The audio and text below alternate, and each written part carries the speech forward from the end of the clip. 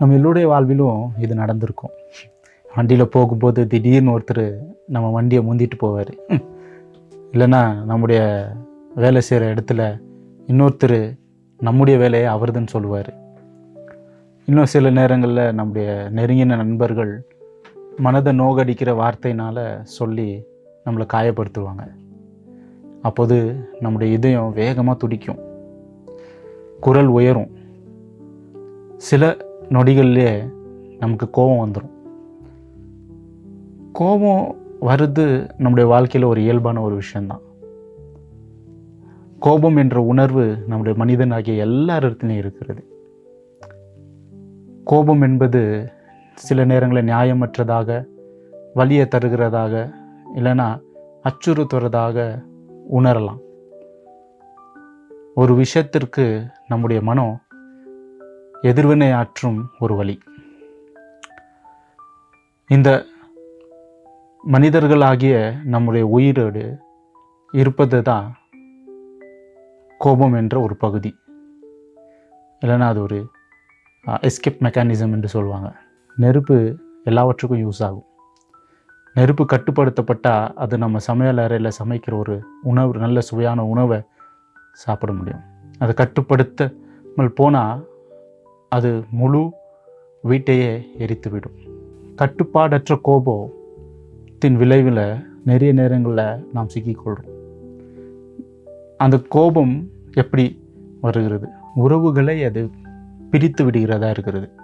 நம்ம கோபத்தினால நிறைய நேரங்களில் நமக்கு இருக்கிற உறவுகளை இழந்து விடுகிறோம், இல்லைங்களா? ஒரு நிமிஷம் கோபம்தான், ஆனால் என்ன ஆயிடுது, நம்முடைய உறவுகளை அது இழக்க நேரிடுகிறதா ஆயிடுது.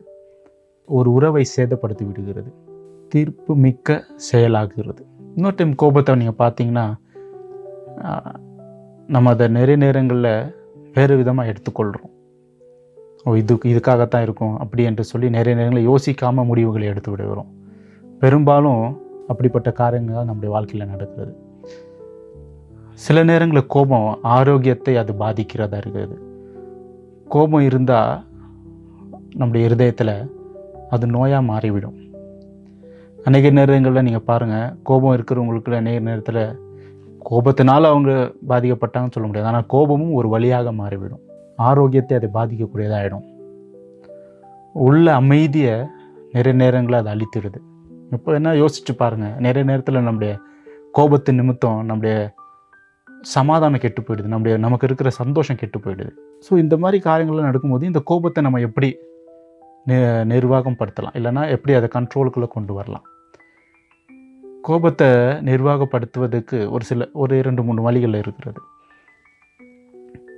எதிர்வினை ஆற்றுவதற்கு முன் இடைவேளை எடுங்கள். அப்படின்னா என்னென்னா, சில நேரத்தில் நமக்கு கோபம் வந்துடும். சில காரியங்கள் செய்யும்போது, சில நம்முடைய வாழ்க்கையில் செய்யும்போது கோபம் வந்துடும்.